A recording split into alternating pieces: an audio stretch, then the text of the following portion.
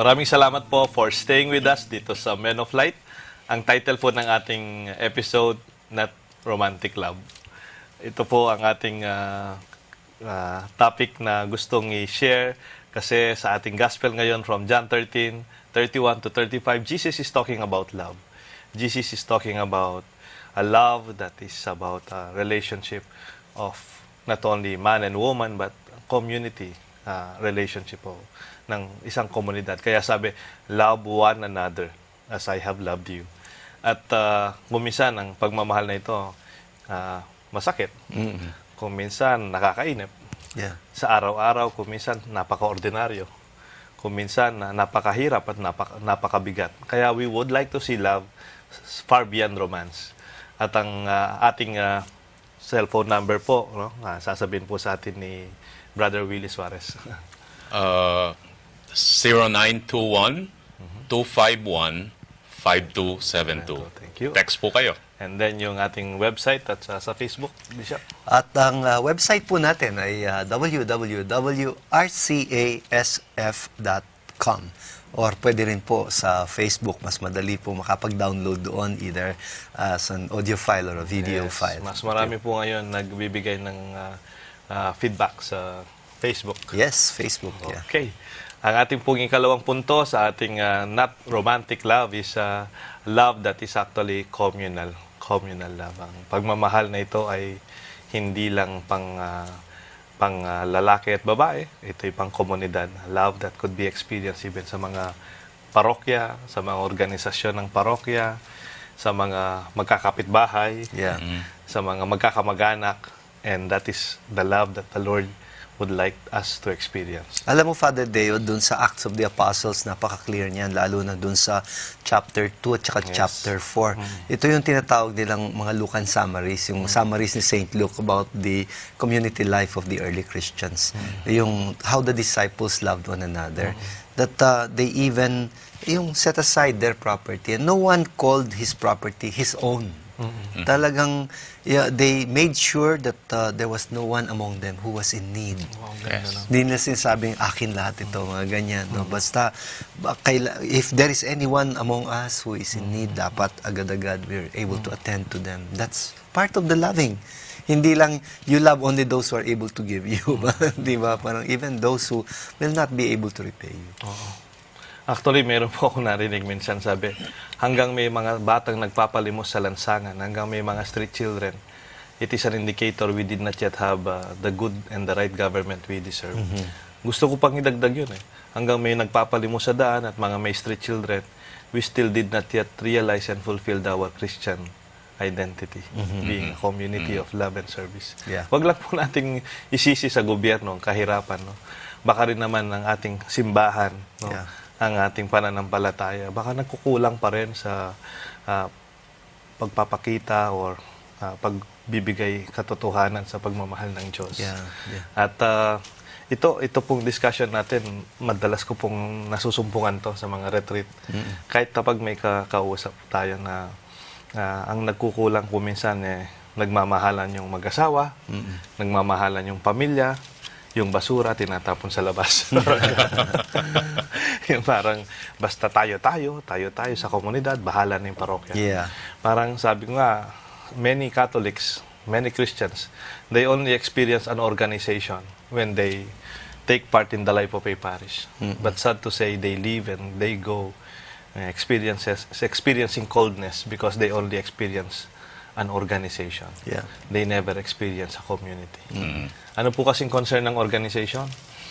Pag nasa organisasyon ka, Brother Willie, Uniformity, uniform, attendance, dance, meeting, yung tamang pagpasok ng Diyos,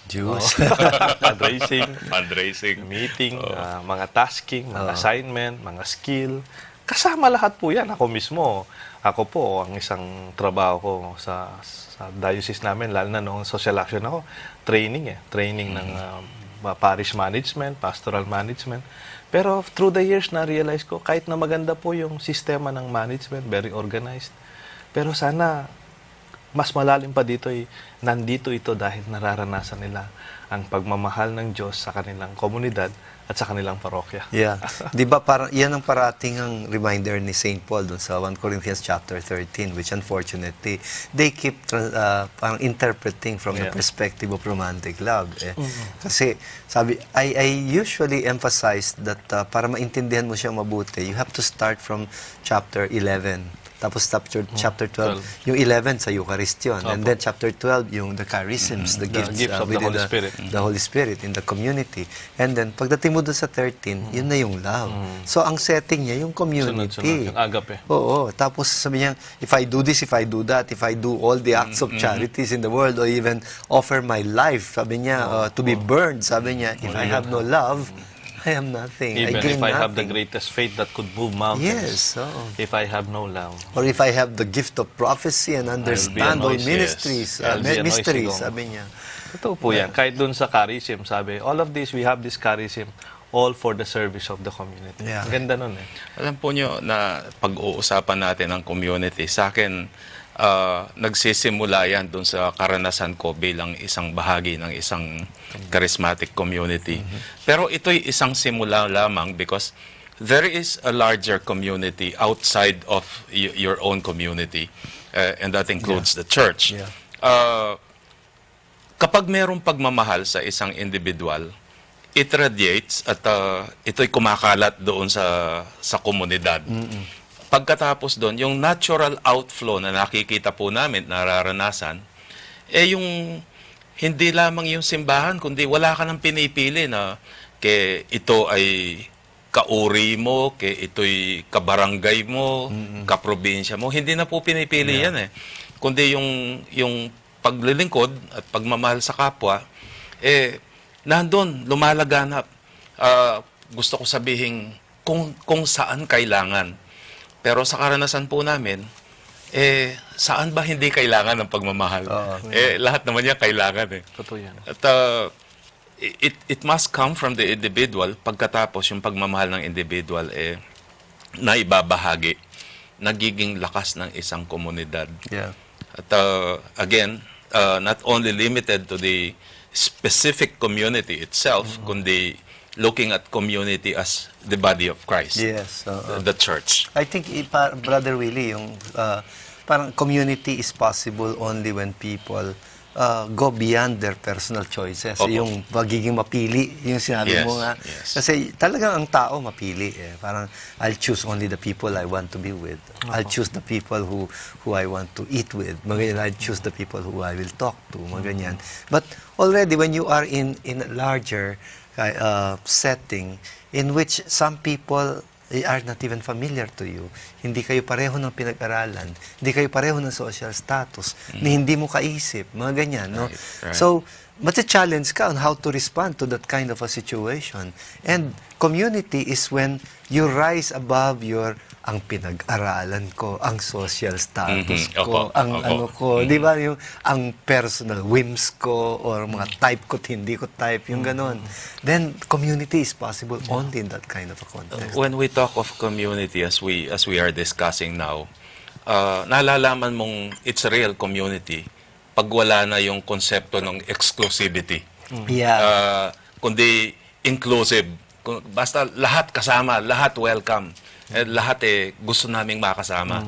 Yun ang idea ko ng community Hindi yung, oy, teka muna, uniforme namin kulay pink, yung sa inyo kulay red, hindi kayo pwede sa amin. That's true. Sa discussion po natin kanina before we sat down here, yung may sinasabi si Bishop na parang quid pro quo. Yung parang pagmamahal ng negosyante. Conditional. Huwag po kayo magalit mga negosyante. Parang siguro, of course, yung negosyante, I'll give you this, I will receive this. Ano lang yan, quid pro quo. Yung parang I give. I will love you if you love me. I will just reciprocal lang. Yung may exchange lang. Tama naman po yan. At dapat lang yan. Pero kung umaasa kang maging masaya ka sa negosyo mo, I doubt if you will really be happy. Meron po kasing mga taong talagang subsub sa trabaho, subsub sa negosyo, talagang nagpapakamatay sa kanilang kabuhayan. And that is very wonderful. And even I admire these people. But if you think that you will find your fulfillment there, I'm sorry. Because when your corporation will see, oh, you are already 65 years old, here is your Rolex watch. here is your Rolex watch, here is your plaque, here is your retirement pay, and tax-free, goodbye, bye-bye, we will take another younger person. Yes. It's really very unless you develop some kind of a community experience of concern and far beyond the anong tawag dito corporate and business relationship. At ganun din po sa mga negosyante. Huwag po kayong magalit kung kunyari tinanggalan kayo. It's business. Yeah. You do not expect a relationship of family na your father will always be your father, your brother will always Yeah. be your brother, whatever happens, no? So, sana ito po yung ating parang basihan na sana sa ating mga parokya, sa ating komunidad, even sa opisina, no? Let us continue and begin to experience the love of God in our simple way of gesturing that we can share. Pag makwenta po yung relasyon, no? Kuminsan sa mga homeowners, mabibigla kang nalaki ng mga bahay, may collection silang tigwa 100 pesos para sa basura, ayaw magbigay. Para bang yung organizational na parang di naman ako na nakikinabang diyan, ba't ako magbibigay? But where do we start? Yeah. Where do we begin? In our experience of that Yeah. relationship of love in our community. Kaya po ang pagmamahal na panawagan ni Jesus, hindi lang po sa mga teenager na in love. Ang ating panawagan ay sana sa ating parokya at simbahan, tunay na maranasan natin ang mabuhay na relasyon ng pag-ibig ng Diyos. Magbabalik po ang Men of Light. We will discuss the love of God as caritas. Huwag po kayong aalis.